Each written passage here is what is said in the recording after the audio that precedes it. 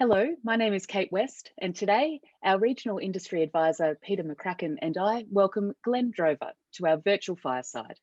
Glenn is an energy sector advisor, currently the Corporate Secretary for the Yarra Energy Foundation and Secretary for the Victorian branch of the Australian Institute of Energy. Welcome, Glenn, and thanks very much for joining us today.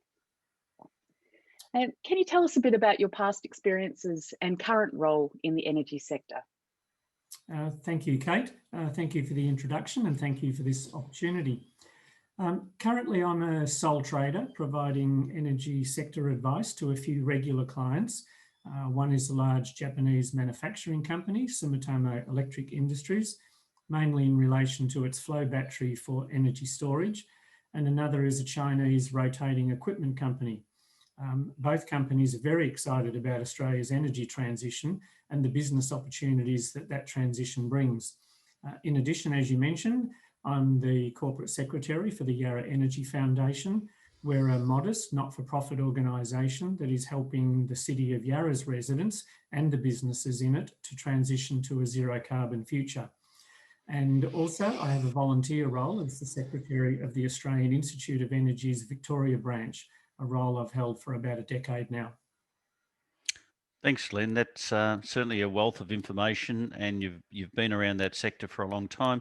Can you tell us a little bit about your working history and perhaps some of the highlights or milestones that you've encountered over those years? Certainly. I started as an electromechanical engineer in the State Electricity Commission of Victoria way back in the mid-70s and spent 2 decades in the design and project management of Victoria's brown coal power stations. The power stations provided cheap power and they were key to the state's economic growth in those decades. But of course, as we know now, they're very high emitters of CO2.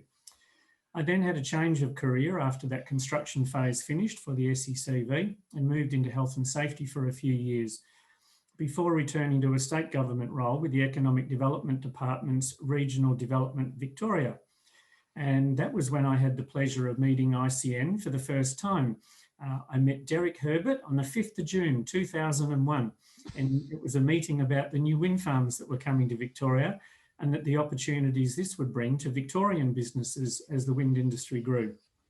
And of course, as we know now, before long, wind turbines and blades were being manufactured here in Victoria. Then over the following years, I met many more of the Victorian ICN staff, including Peter, who's with us here today, in 2011. It was always wonderful to be able to introduce international investors to the ICN staff, who would then start introducing them to our capable local companies before they'd even establish their own offices here in Australia. So the ICN's professional staff certainly helped us to attract many global companies to come and invest in Australia by facilitating these relationships.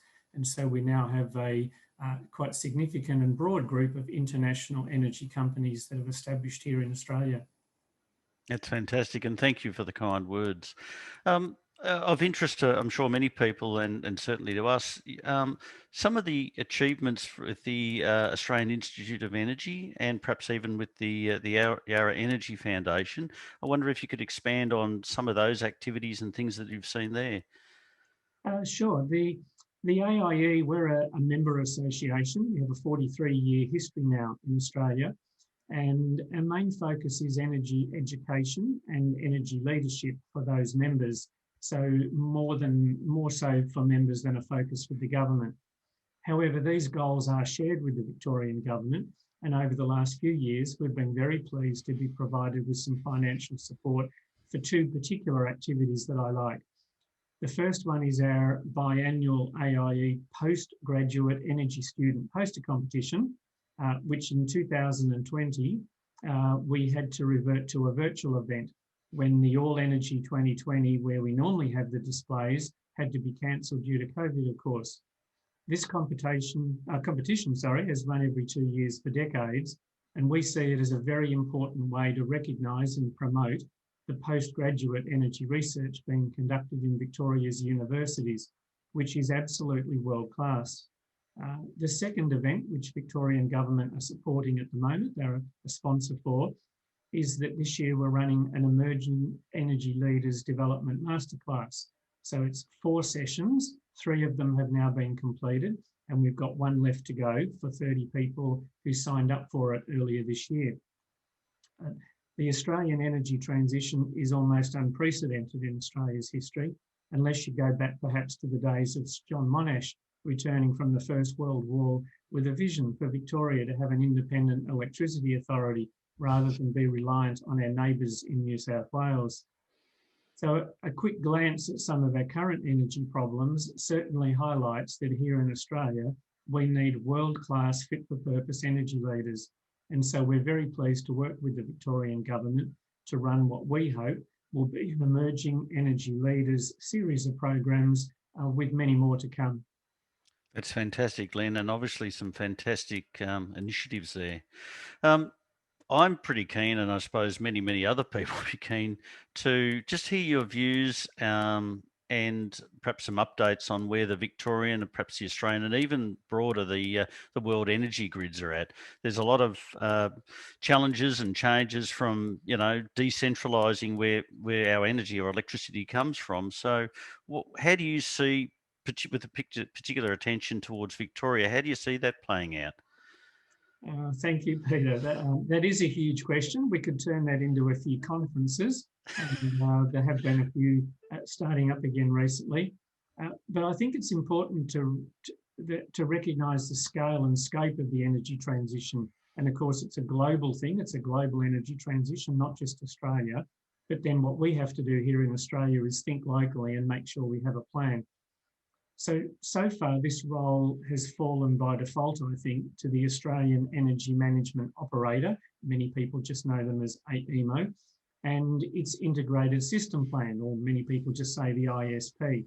So the ISP is revised every 2 years, and the first two versions of it have so far only looked at the electricity sector. And of course, as people in the energy sector know, that is only 30 to 40% of the actual energy transition. So many of us are looking forward to the 2022 version. It's already well underway because that one will start to pick up the challenges of electrifying the transport sector and the industry sectors as well. And that's when the energy transition gets much bigger and much harder. And that's before we even address the hydrogen opportunities that will come out of that as well. A piece of work that hasn't had a lot of publicity in Australia, which I think is important, is that in December last year, Princeton University released a thing called the Net Zero America Plan. And so it was a costed and technology-focused plan on how to get America to net zero emissions by 2050. And the good news is that in conjunction with University of Queensland and University of Melbourne, Princeton people have started the Net Zero Australia Plan. Hasn't had a lot of publicity, a little bit of publicity. You can see an announcement has been placed on the NAUS website, NAUS Consultants. And so we will soon have the 2020 Net Zero Australia Plan. It won't be completed this year, unfortunately. It will be completed next year. And when it is, we'll have a good set of options with costings to push on to government to see how they respond.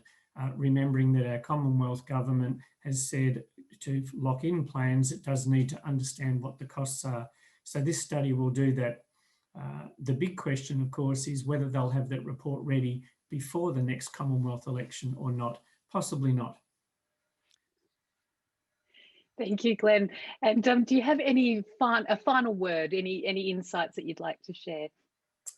No, there's just so many pieces to the energy sector and so many arguments out there, which in some respects is a bit of a shame. A lot of time and effort at the moment is being spent on the argument over gas, and there's a little bit of confusion out there in the way people have interpreted the integrated system plan.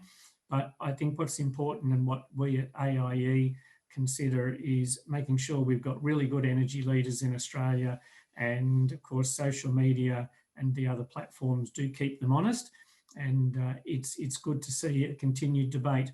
Certainly 20 years ago, when I used to go to a barbecue and say I was an energy person, nobody really wanted to talk to you, but these days it's quite a bit different. So thank you. Oh, thank you so much, Glenn. It's been really nice chatting to you, and I've certainly learnt a lot about such an important and hot button topic. And thank you. You're welcome back anytime. Thank you very much. Thanks, Glenn. Appreciate it.